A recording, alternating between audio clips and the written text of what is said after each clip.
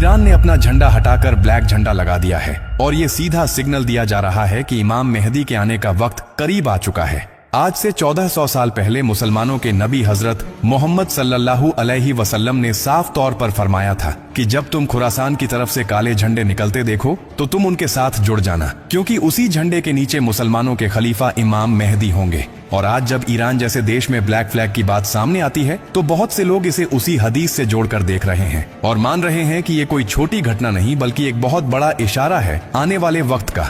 रिवायत में ये भी आया है कि इमाम मेहदी के आने से पहले दो ऐसी निशानियां होंगी जो जमीन और आसमान बनने के बाद कभी नहीं हुई। रमजान के पहले हिस्से में चांद ग्रहण होगा और रमजान के आखिरी हिस्से में सूरज ग्रहण होगा। और अगर आप ध्यान से देखें तो इस बार यही चीजें देखने को मिली। 3 मार्च को चांद ग्रहण हुआ और रमजान के दौरान सूरज ग्रहण भी हुआ, लेकिन एशिया में उस वक्त सूरज डूब चुका था, इसलिए हमें दिखाई नहीं दिया, जबकि दूसरी कंट्री में साफ नजर आया। अब बहुत से लोग इसे वही निशानियां मान रहे हैं जिनका जिक्र रिवायत में किया गया था और कह रहे हैं कि अब वक्त बहुत करीब है। कहा जाता है कि जब इमाम मेहदी आएंगे तो मुसलमानों को एक कर देंगे, क्योंकि उस वक्त उम्मत बुरी तरह टुकड़ों में बंट चुकी होगी। शिया सुन्नी का फर्क खत्म हो जाएगा और सिर्फ मुसलमान बचेगा।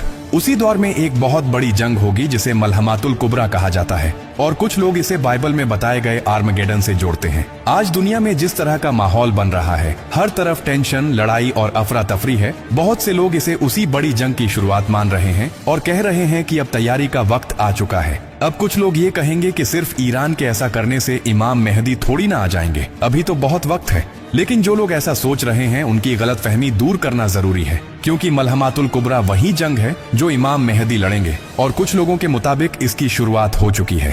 कहा जा रहा है कि 2 मार्च 2026 को यूएस और ईरान के बीच वार शुरू होने के एक दिन बाद करीब 200 अमेरिकी सैनिकों को एक मैसेज मिला जिसमें लिखा था गॉड्स डिवाइन प्लान, और उसमें यह दावा किया गया कि यही आर्मगेडन की शुरुआत है। और इस्लाम में जिस जंग को मलहमातुल कुबरा कहा गया है, कुछ लोग उसी को आर्मगेडन बताते हैं। अब बात करते हैं उस देश की जिसे लोग शैतान की पूजा करने वाला देश कहकर बुलाते हैं, और वो है इजराइल।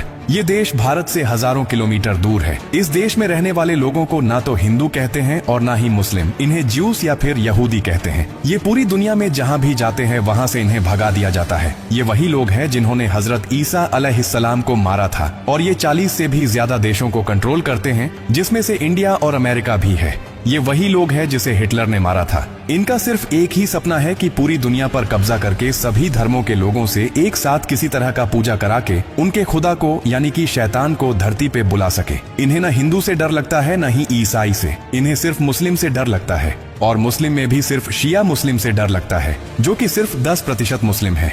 शिया मुस्लिम भले ही लगभग खत्म हो चुके हैं, मगर इन्हें इतना डर लगता है कि ये एप्स्टीन फाइल का उसे करके अमेरिका से वर्ल्ड वॉर 3 कराने की कोशिश कर रहे हैं। दोस्तों, मैं एक न्यूट्रल कंटेंट क्रिएटर हूँ।